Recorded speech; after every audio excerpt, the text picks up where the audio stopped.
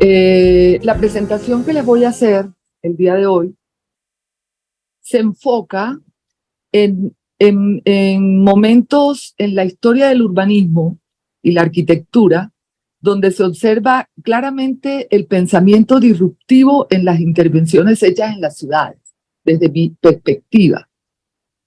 Desde los primeros años del urbanismo como disciplina que ordena y organiza las ciudades, observando también acciones basadas en la teoría de la modernidad líquida a partir de la segunda mitad del siglo XX, que es cuando surge esta teoría de la modernidad líquida por Zygmunt Bauman, y hasta el momento actual. Entonces, lo que vamos a ver ahorita al principio va a ser cómo el pensamiento disruptivo se expresa en las ciudades, inclusive desde la antigüedad. Y entonces empiezo definiendo, para aclararme un poco estas teorías y poder interpretarlas, definiendo lo que es cada una de ellas. La modernidad líquida, Zygmunt Bauman la define como que esa actitud de nada compromiso con lo establecido, cero compromiso con lo establecido, con la tradición, y significa que nada es para siempre y que pueden haber cambios en los momentos en que sea requerido, que hay una transformación constante y flexible en la modernidad líquida, de tal manera que las nuevas ideas o iniciativas pueden adaptarse con facilidad a diversas circunstancias. No hay mucho compromiso con lo que había, con lo dicho en tiempos pasados, y así se considera o plantea Zygmunt Bauman lo que es la modernidad líquida. Esa actitud de falta de compromiso crea una situación líquida. Y esto surge avanzado el siglo XX, que es cuando realmente lo voy a, digamos, a involucrar en este análisis que estoy haciendo, que voy a hacer. El pensamiento disruptivo lo define, y me gusta esta caricatura que salió aquí en internet y la retomé. Dice pensar fuera de la caja, que obviamente para pensar fuera de la caja necesitamos muchas cosas, ¿no? Entonces, el pensamiento disruptivo es eso, pensar fuera de la caja. Y tomo la definición que hace Fernando Botella, que es un CEO en Think and Action. Y él dice que el pensamiento disruptivo parte de la idea de ruptura, como bien lo dice, ¿no? No se produce así nada más, sino que es un proceso. Y para que se desencadene ese proceso, es necesario poner a la mente a trabajar en modo creativo, ¿sí?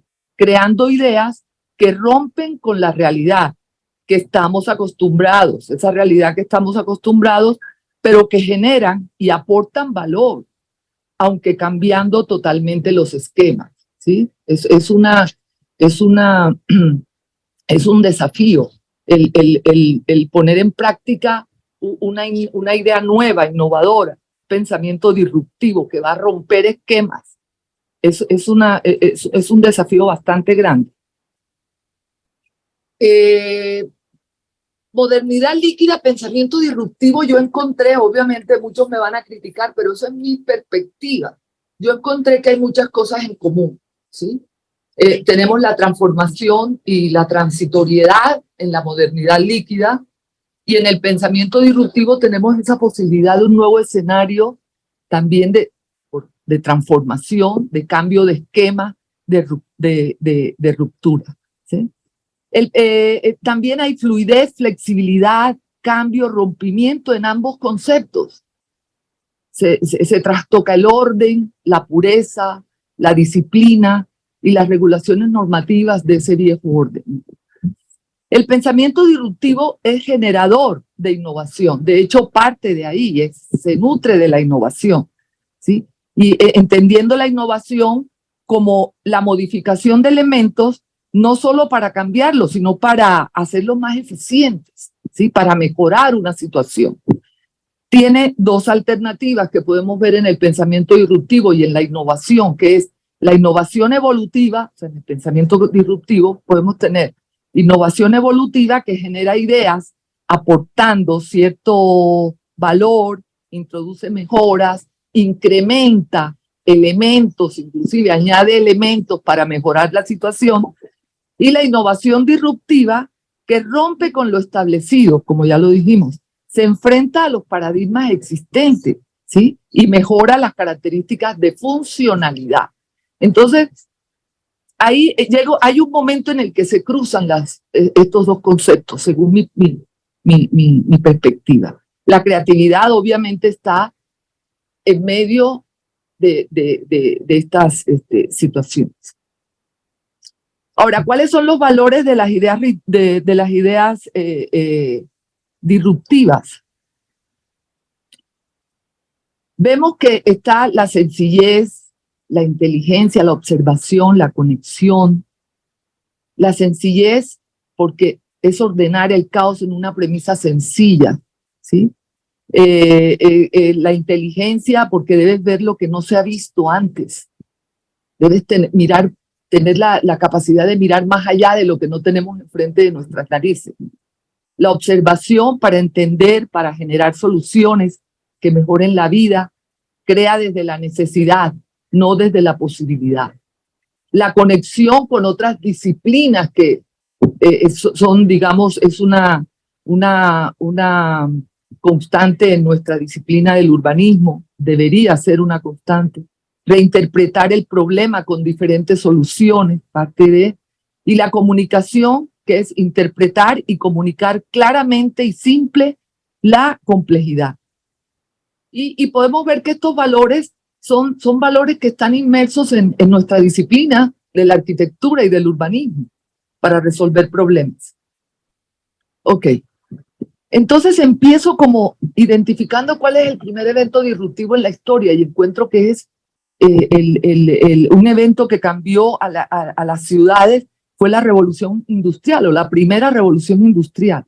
Es el primer evento disruptivo con influencia en las ciudades y es el proceso de transformación económica, social y tecnológica que se inició en la segunda mitad del siglo XVIII en Gran Bretaña, produciendo rupturas que desencadenaron una serie de acciones que cambiaron totalmente los esquemas urbanos tradicionales, hasta entonces establecidos.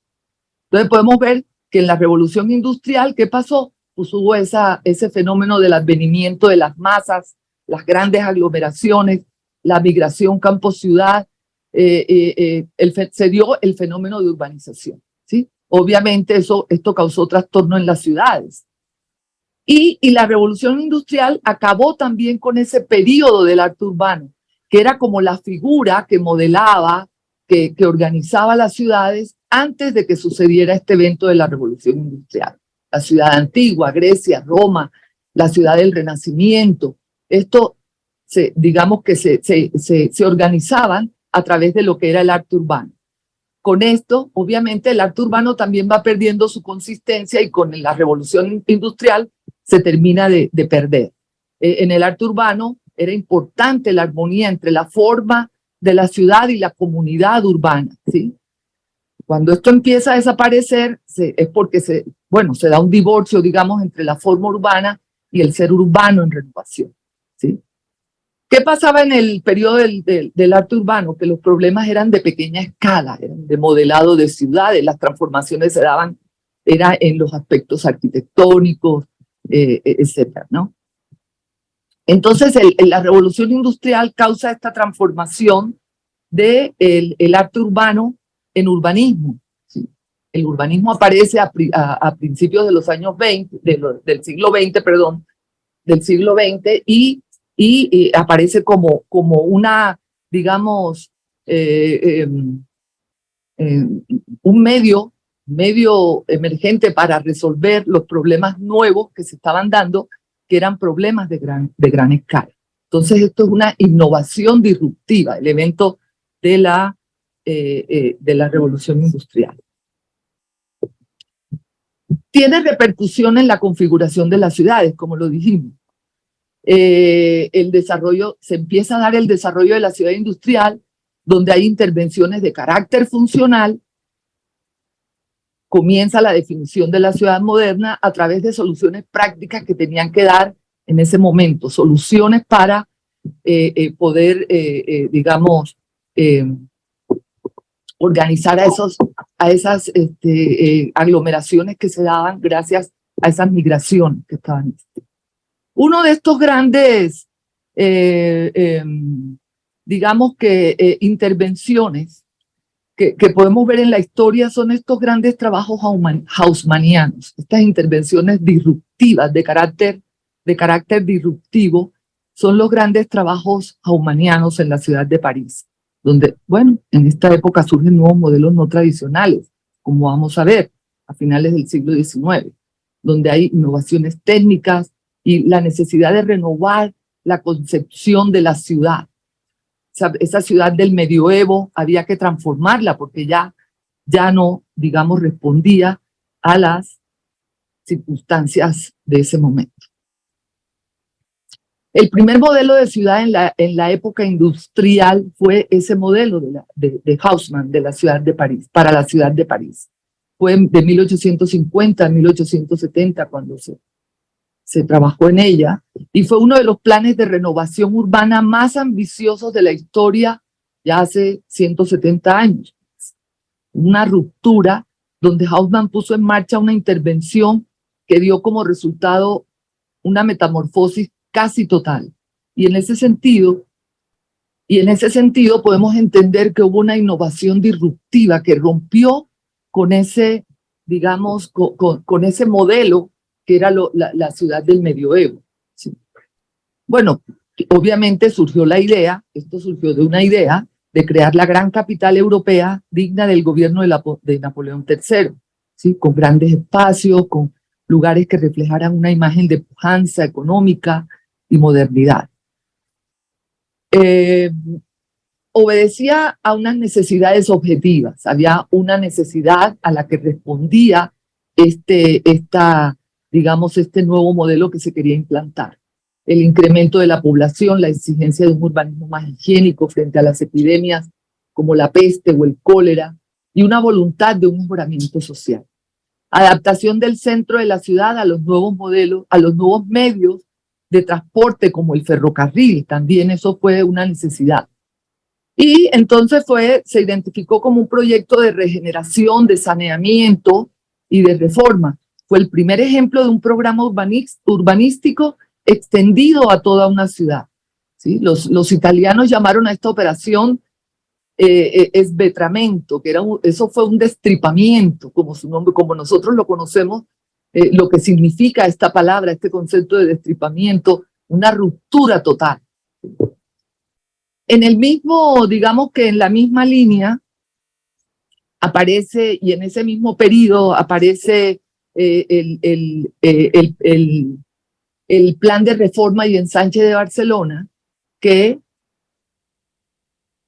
el plan Cerdà para Barcelona, que fue en 1860, con una visión de crecimiento y modernidad.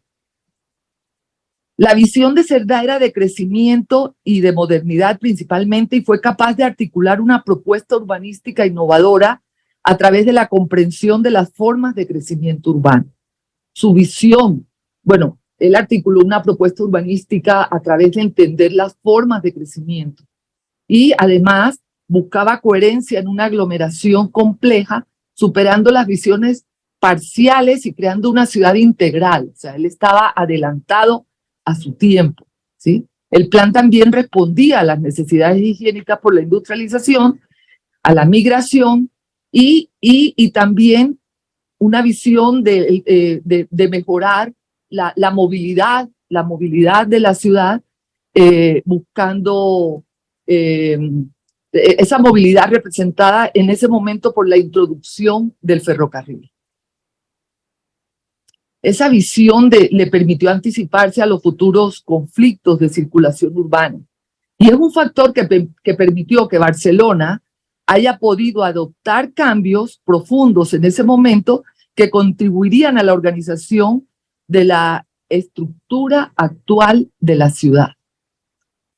Entonces, la introducción del ferrocarril, como veremos, esto también fue una innovación disruptiva, al igual que París. el plan de Haussmann. Seguimos donde estábamos, hablando sobre la infraestructura disruptiva que también nos llevó a cosas nuevas. Para Cerdá era fundamental el conectar Barcelona y el ensanche al resto del mundo, en el marco de una nueva civilización caracterizada por la presencia del ferrocarril. Es cuando él hablaba de esa accesibilidad universal. Esto contribuyó, como les había dicho, a la expansión y disgregación de la ciudad moderna del siglo XIX y XX, logró un cambio notable en la configuración y en la morfología de las ciudades, contribuyó al paso de un modelo de ciudad densa y compacta a un modelo expansivo y disperso. Y esto dio lugar a las primeras propuestas de asentamientos periféricos, que fueron las Garden Cities, la ciudad jardín, y de Ebenezer Howard, y la ciudad lineal de Arturo Soria.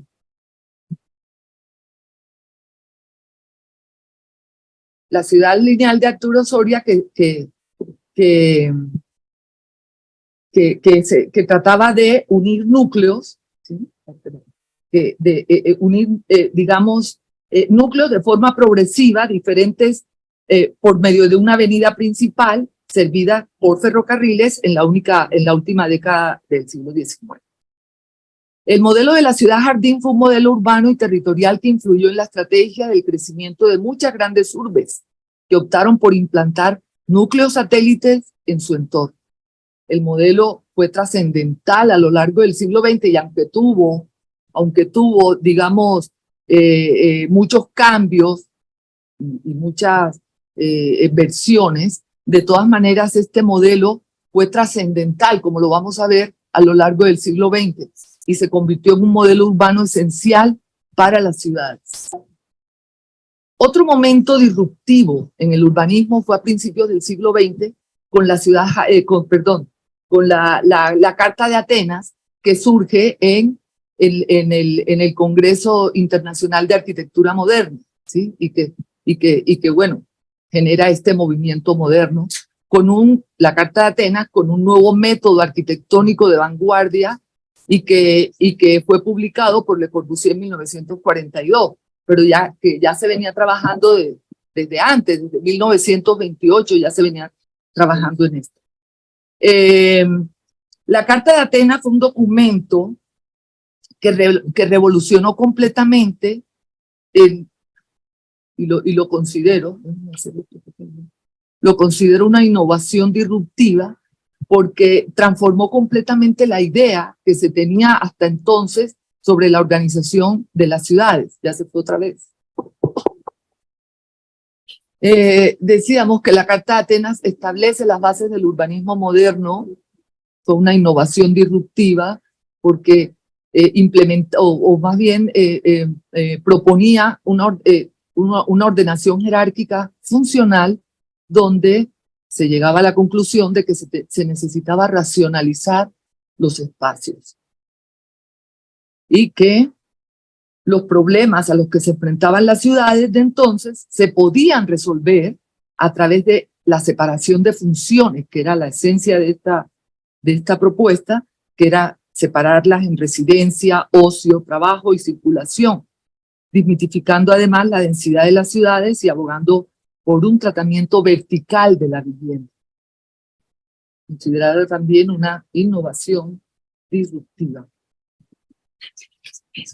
Y bueno, aquí un poco para mostrar, que no sale, un poco para mostrar esa metodología, lo que contenía la ordenación jerárquica, con la definición de elementos mínimos, la definición de la estructura total de la ciudad moderna, el estudio de la vivienda extensivo al barrio y servicios, la nueva concepción de la ciudad y la subordinación de todos los elementos urbanos a la habitación. Y aquí puse una imagen de Brasilia, porque fue el experimento más avanzado del mundo que ha aplicado plenamente todos los principios de la Carta de Atenas, pero esto fue avanzado el siglo XX, en los años 60. En los principios de la ciudad funcional había una voluntad de ordenar las ciudades sobre los criterios de la especialización de funciones y la importancia del tráfico rodado. Esto fue un modelo que se consideró progresista, un modelo urbanístico que se consideró progresista, y y la propuesta del Plan Boissin, que fue en 1925, cumplía con estos principios y cuestionaba la idea de la calle tal y como había sido concebida hasta ese momento, priorizando la circulación vehicular. Según el Plan Boissin para París fue representativo de las relaciones entre la técnica y las transformaciones culturales en las formas de vida social. La técnica se consideraba como que la herramienta universal que era capaz de modificar el ambiente. Se consideraba el urbanismo moderno, la imagen de ciudad, en el urbanismo moderno se consideraba la imagen de la ciudad como una gran máquina con veloces autos circulando entre enormes edificios acristalados y que esto también, digamos, que nos llevaba a armonizar los problemas existentes de las grandes ciudades, sustituyendo el caos por el orden de un riguroso sistema geométrico. Aquí podemos ver más o menos las imágenes de entonces. Esto de concebir una imagen de ciudad moderna implicaba obviamente una ruptura total que para ese momento estaba completamente fuera de contexto. Por otro lado, el movimiento moderno revisa el modelo de ciudad jardín. Aquí empiezan las nuevas versiones que se van dando de la ciudad jardín, ¿no? Los primeros racionalistas, especialmente los alemanes, observaron algunas características de ese modelo original que deberían ser cambiados para evolucionar el modelo hacia la modernidad. Uno era el carácter independiente de las ciudades jardín originales, que había que convertirlo en núcleos complementarios de la ciudad existente, no independientes como originalmente se había establecido. 2, la incorporación de avances estilísticos, tipológicos y tecnológicos del funcionalismo, así como la visión desde una óptica social. 3, el que las viviendas se expresaran con el léxico del racionalismo, dejando de lado lo pintoresco que las había caracterizado y que se caracterizaran por una construcción industrializada y un carácter de vivienda social. Frankfurt fue como el modelo, fue la ciudad referente para la vanguardia del movimiento moderno y la cristalización del sueño de los arquitectos del movimiento moderno. Entonces aquí en Frankfurt, que se llamó el Nuevo Frankfurt, se da esta nueva versión de la ciudad de jardín. Bueno, la forma lineal, uno de los emblemas del racionalismo del movimiento moderno, sería la estrategia compositiva fundamental. Estamos explicando cómo fue esa propuesta que se hizo para el Nuevo Frankfurt, ¿sí? Fue la estrategia compositiva fundamental de las Siedlungen, así se llamaban, los que saben alemán, perdónenme la expresión. Y Ernest May fue, digamos, el arquitecto encargado de esta nueva propuesta, que tenía experiencia en ciudades jardín porque ya había trabajado con Unwin en Unwin, sí, en la ciudad de jardín. Y esta propuesta se trataba de una extensión articulada por núcleo satélite, retoma la idea de la ciudad jardín, pero actuarían como complemento del Frankfurt antiguo. Y ahí ellos proponían una conexión con la ciudad antigua, la ciudad vieja, que seguiría en su papel de centro urbano principal. Entonces, las tipologías que adoptaban la forma lineal racionalista y proponían una nueva manera de habitar los espacios residenciales. Ahí sí hay una ruptura. Hay una innovación evolutiva, pero hay una ruptura con los conceptos tradicionales. Bernard Leupen decía que había nacido una nueva estética, había nacido la estética de la producción mecánica, cuyo sello distintivo venía marcado por la repetición, el ritmo y el empleo de materiales de aspecto abstracto y técnico. Entonces, ¿por qué ponemos que fue una innovación evolutiva? Pues es clara cuando la propuesta se maneja como complemento, como complementaria, o sea, se añaden elementos nuevos que mejoran, digamos, la funcionalidad. Ahora pasamos a otro momento disruptivo, que es cuando, avanzado el siglo XX, reaparece la figura del proyecto urbano contemporáneo, ¿sí? reaparece porque ya el proyecto urbano había surgido en los primeros años del siglo XX, pero que el movimiento moderno digamos que lo apagó. Y vuelve a resurgir, digamos, avanzado el siglo XX, y como una posibilidad de recuperar las intervenciones urbanas a partir de proyectos basados en los servicios y el ocio. El proyecto urbano es un instrumento de intervención urbana de escala intermedia entre lo que es el proyecto y lo que es el proyecto arquitectónico y lo que es el plan, ¿sí? Era una figura con mayor incidencia en la ciudad y que reemplazaba el plan tradicional porque se decía que no digamos, presentaba las condiciones para un proyecto arquitectónico. Entonces el proyecto aparece como una alternativa a los problemas nuevos de la ciudad moderna, a una nueva forma de construir la ciudad, para resolver problemas de espacios puntuales de las ciudades y también como una alternativa a ese urbanismo funcionalista. Entonces la arquitectura se convierte en un elemento constructor de la ciudad. La ciudad se ve como un problema arquitectónico entrelazado con el problema de la calidad del espacio urbano. Y también se ve como una visión más compleja basada en la valoración cualitativa y problemas arquitectónicos, y también se ve esta figura que como que los problemas arquitectónicos se transforman en problemas urbanos. Entonces esto es digamos que el proyecto urbano aparece en los 60s para quedarse, también perfeccionándose a medida que como veremos más adelante, como va avanzando el tiempo. El proyecto urbano se clasifica en generaciones.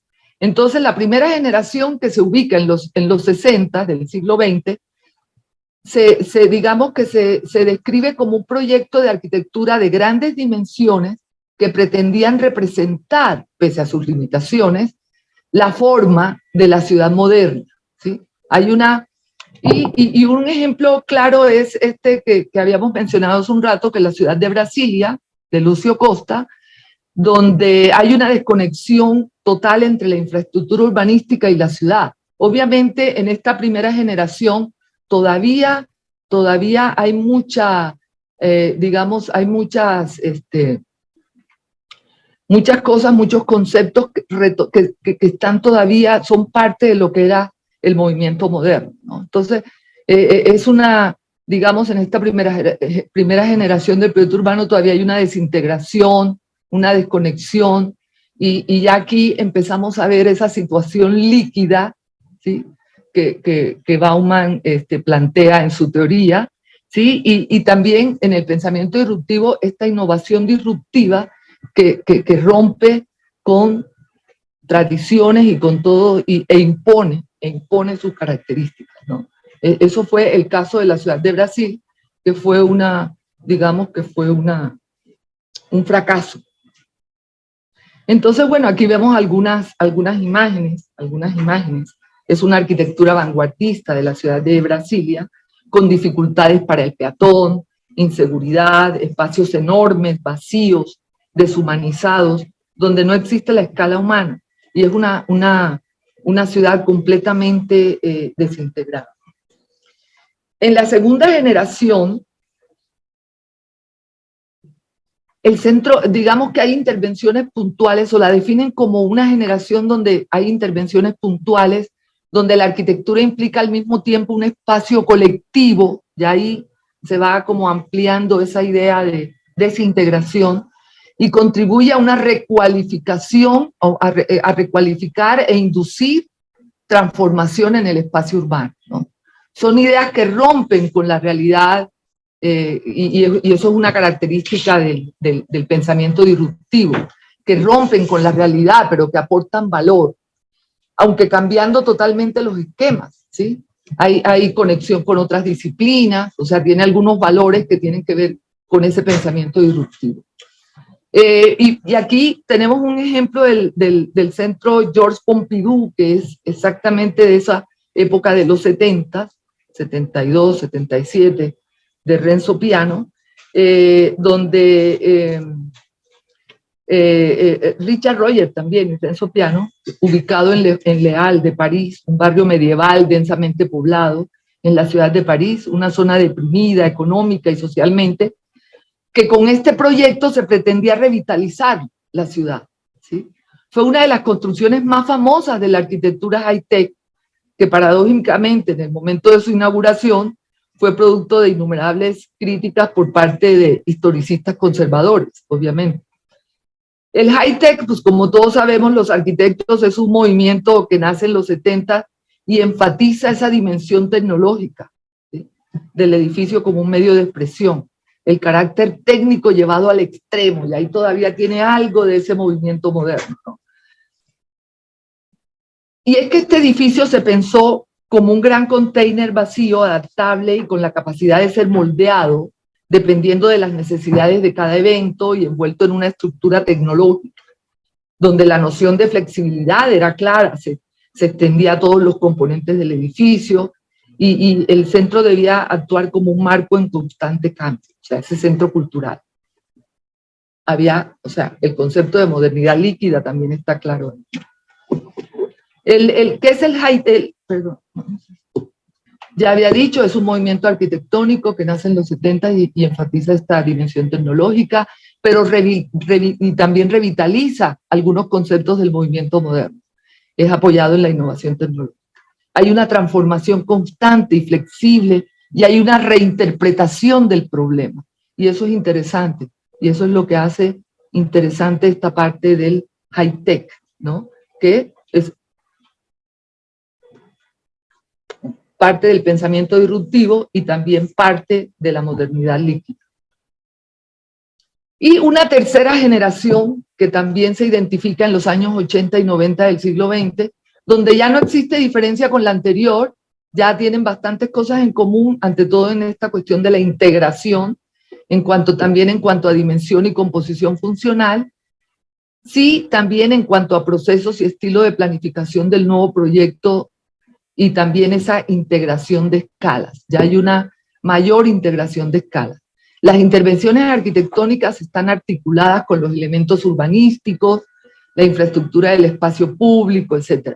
Es el proyecto urbano complejo de la última generación y donde creo que en nuestras ciudades seguimos todavía, ¿sí? Un ejemplo que yo ponía aquí era la defensa en París, el proyecto de la defensa como el distrito financiero de París,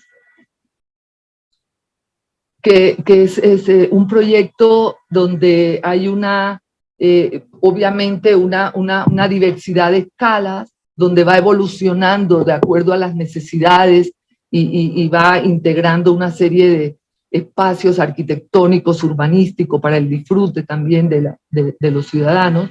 Hay un cambio de esquemas, pero aportando valor y también continuando un poco esta idea que ya en la ciudad de Haussmann se había implantado de estas grandes avenidas, pero aquí involucrando otros elementos como tratamiento de espacio público, paisajismo, espacios para el ocio y para el entretenimiento. Es un espacio fluido, flexible.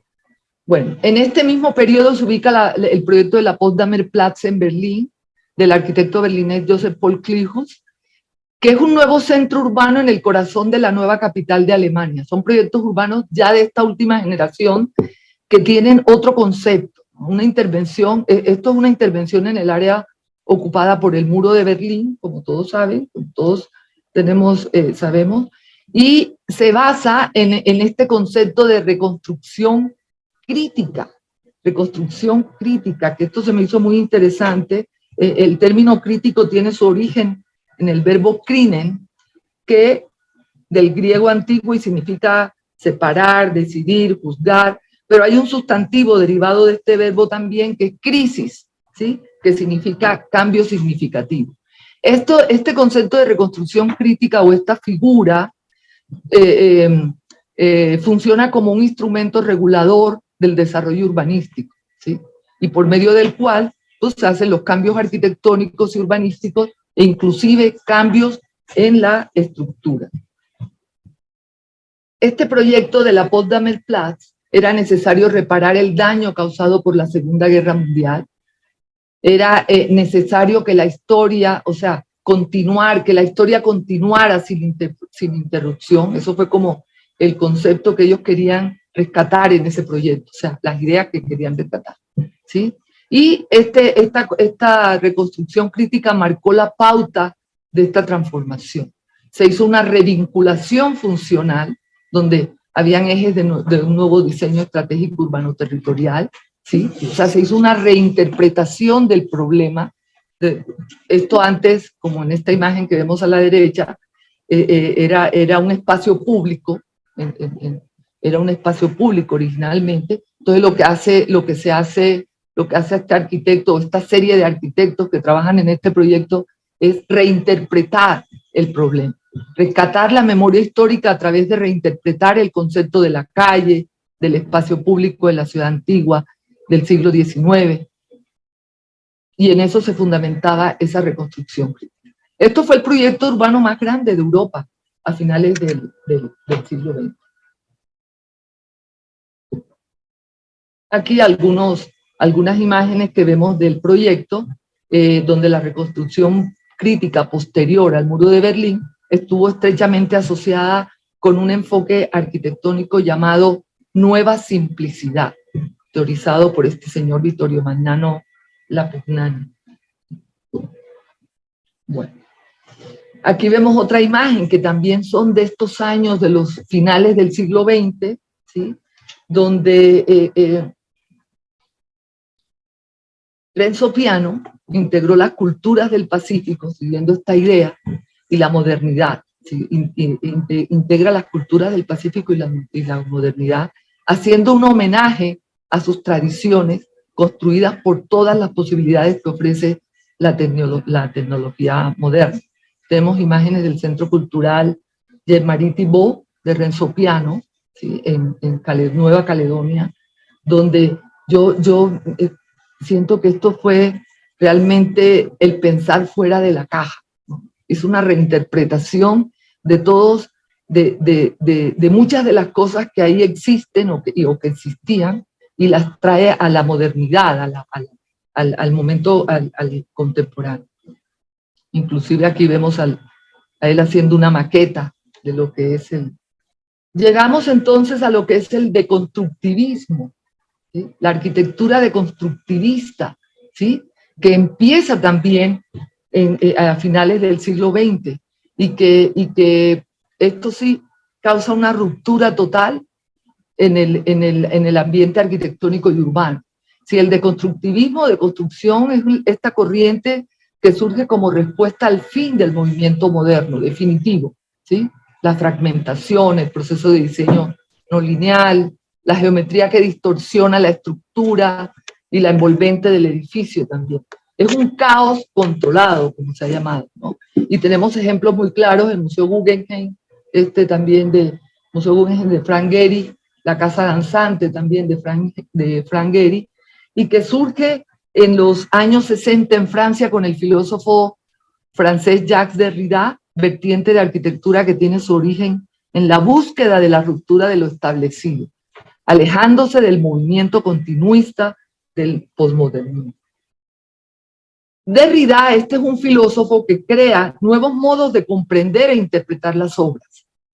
Su teoría plantea que cada texto, porque su teoría estaba basada en los textos de literatura, ¿no? Y decía que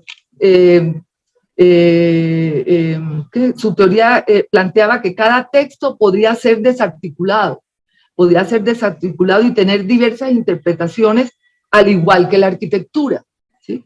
Entonces se trata de mirar la estructura por debajo de la estructura, así lo planteaba, ¿no? Mirar la estructura por debajo de la estructura, es decir, mirar más allá de lo que teníamos ahí. ¿Sí? Dice que el significado nunca se nos revela por completo en esta idea, en esta filosofía, ni verdaderamente. Es una infinita cadena de significados contrastados entre sí, que se vinculan con otras disciplinas, que se presta a diferentes interpretaciones, y eso es una característica muy clara del pensamiento disruptivo, ¿sí? Pero estas características también hacen que sea una arquitectura flexible, abierta a diferentes lecturas, ¿sí? parte de la modernidad líquida. No se atan de ninguna forma al espacio ni al tiempo. Son libres de fluir por donde quieran. Poseen una identidad flexible, adaptable a diferentes escenarios. Seguimos con lo de el Museo Guggenheim, ¿sí? En esta arquitectura de constructivista.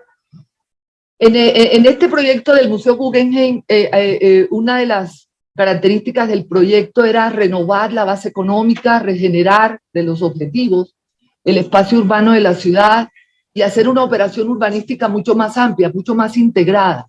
Y entonces vemos cómo este proyecto realmente transforma el espacio, transforma el concepto de la ciudad de Bilbao, que era una ciudad industrial, una ciudad gris, y sustituye ese tejido industrial por actividades terciarias, recuperando la ría, sus zonas que fueron portuarias, las recupera para el disfrute de los ciudadanos, los frentes de agua.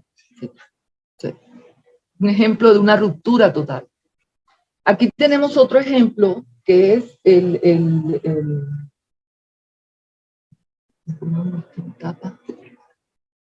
el proyecto del Danubio, la ciudad del Danubio, que en Viena, Austria, que es un proyecto que también se ubica en este mismo periodo, y donde el plan maestro del nuevo distrito de Viena, Austria, ciudad de Donau, contempla el desarrollo del paisaje urbano del frente de agua y su relación con el río. Podemos observar que a medida que vamos avanzando en el tiempo, la operación va siendo más amplia, la intervención va siendo más amplia en el espacio urbano, ¿no? El espacio público, en este ejemplo, de Viena,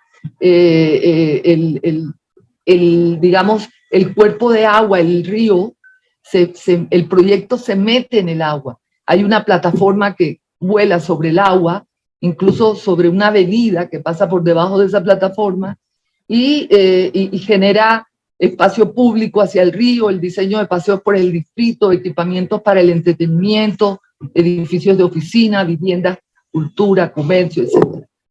Entonces se trata de repensar la ciudad desde el espacio público. El vacío urbano, los espacios colectivos, empiezan a determinar el proyecto urbano. Entonces vemos cómo el proyecto urbano va desarrollándose y abriéndose más en la medida en que vamos avanzando en el tiempo. Y eso es parte del pensamiento disruptivo, ¿no? De la modernidad líquida, ¿sí? De manera creativa, de manera positiva para el espacio urbano. Bueno, esto es parte de este proyecto, donde vemos, hay una figura de cambio de la transitoriedad, la modernidad líquida en pleno, ¿sí? Vemos aquí el espacio público metido en el río, ¿sí? Una arquitectura viva, como le llaman, ¿no? Y bueno, llegamos al siglo XXI, ¿sí? Donde hay un afán por mostrar la arquitectura como un arte humano, no lógico, no natural, no únicamente natural, lleno de contradicciones, con una arquitectura imprevisible que permite diferentes interpretaciones de lo percibido, además de diferentes percepciones según cada punto de vista, debido a ese caos controlado, ¿no? Que es una de sus características fundamentales, modernidad líquida en pleno. La perspectiva que antes era clara en una imagen, ahora exige una indagación que obliga al público a pensar e interpretar lo que está percibiendo. Entonces, cada uno de nosotros, arquitectos urbanistas, vamos a tener una idea diferente, vamos a percibir esa realidad que tenemos ahí, ¿no? Hay un modo, obviamente, un modo creativo. Estos son edificios de Frank Gehry, de la izquierda, la Fundación Louis Vuitton, y por el otro lado de Libeskind, el palacio o el edificio de cristal, ¿no? Hay un modo creativo, cero compromiso con la tradición, ahí sí, cero compromiso con la tradición, pero una propuesta nueva. Buena, mala, lo debatimos más adelante. Entonces, ya para terminar, la arquitectura combina una estética asombrosa de diseño y funcionalidad, avanzados y energéticamente eficientes, cumpliendo requisitos energéticos, la arquitectura moderna, ¿no? Contemporánea, y de sostenibilidad de los edificios ecológicos emitidos por la Comisión Europea, que es esta fachada líquida que les mostré, por ejemplo, este proyecto de un museo en Abu Dhabi. No hay un compromiso con lo establecido, hay una transformación constante y flexible de acuerdo a las interpretaciones de lo que se percibe. Pero a pesar de todo, existe en la ciudad contemporánea una idea que, aunque es dominante el pensamiento disruptivo, de innovación disruptiva, no es determinante en el diseño actual. No es que todos tenemos que seguir por ese camino. Arquitectónicamente, el objetivo ha sido combinar esa forma contemporánea altamente eficiente con elementos de diseño y hospitalidad. En este proyecto, por ejemplo, hospitalidad árabe tradicional, para crear un museo que sea sostenible, acogedor y culturalmente propio de su lugar. Aunque las formas son completamente disruptivas o de modernidad líquida, si la queremos calificar de esa forma, digamos, retoma cosas tradicionales, ¿sí? Elementos de diseño de la cultura árabe, etc. Hay una cosa positiva, ¿no? Entonces, a modo de conclusión, ¿qué nos toca hacer? Entender la ciudad en el momento actual. Ya habíamos dicho esto de que el pensamiento disruptivo se enfrenta a los paradigmas existentes, rompe con estos paradigmas o modelos existentes, pero genera ideas que aportan valor, mejoras, provoca reacciones, ¿sí? ¿Sí? Rompen los esquemas, pero puntos suspensivos, ¿no? Nos da una oportunidad para innovar y prosperar, ¿sí? Brinda nuevas posibilidades de acción e intervención urbanística, ¿sí? Que nos llevan a nuevos escenarios que influyen en la calidad de la funcionalidad de las ciudades, en las nuevas formas para la inclusión social y en la calidad de vida, finalmente, ¿sí? Añaden valor a la ciudad del siglo XXI. Y bueno, nuevos proyectos como esa ciudad de los 15 minutos, que realmente busca una mejor calidad de vida para la gente, menos desplazamientos, etcétera, etcétera, son pensamientos disruptivos, rompen con lo tradicional y volvemos otra vez a algunas teorías y cuestiones que ya en la ciudad, digamos, en la ciudad anterior a la contemporaneidad ya se manejaban, ¿no? O la ciudad de Barcelona, esta ciudad vertebrada, que sigue en esta idea de que Cerdá en algún momento sembró. Entonces, bueno, aquí con esto termino. Gracias.